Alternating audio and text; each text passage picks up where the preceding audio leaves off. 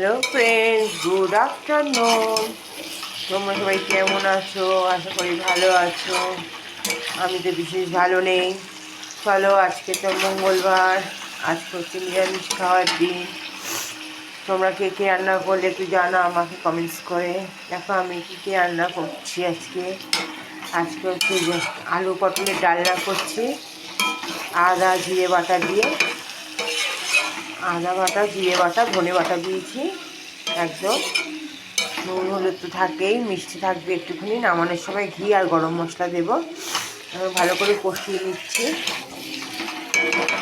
কষানো হয়ে গেলে তেল ছাড়তে শুরু করে জল দিয়ে দেবো। জিরে আর গরম মশলা ফোড়ন দিয়েছি, শুকনো লঙ্কা দিয়েছি, দিয়ে তার আগে আলু আর পটলও তো ভালো করে লাল লাল করে ভেজে নিয়েছি। দিয়ে ফোড়ন দিয়ে, ফোড়নের উপর মশলা দিয়ে এখন এই আলু পটলকে কষাচ্ছি। কষানো হয়ে গেলে জল দেবো। আর সাথে আছে এই পটল ভাজা, সকালে একটু আলু বরবটির তরকারি আছে, ভাত, আর আছে কুমড়োর ছিচকি, আলু দিয়ে কাঁচা লঙ্কা দিয়ে কুমড়োর ছিচকি। আর কিছু করবো না আজকে।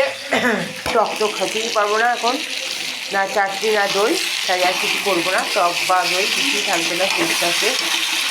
বড় মাসা অফিস গেছে, আমার আর ছেলের খাওয়া। আর এই আলু পরোটা একটু বেশি করেই করছি, তাতে রুটি দিয়েও হয়ে যাবে। রুটি দিয়ে খেতে খুব ভালো লাগে এরকম তরকারি। তোমরা কে কী রান্না করছো অবশ্যই কমেন্ট করে জানিও। আমার রান্নাটা কমপ্লিট করে আবার তোমাদের সাথে দেখা করবো। টাটা। আমার একটা লাইক করে দিও।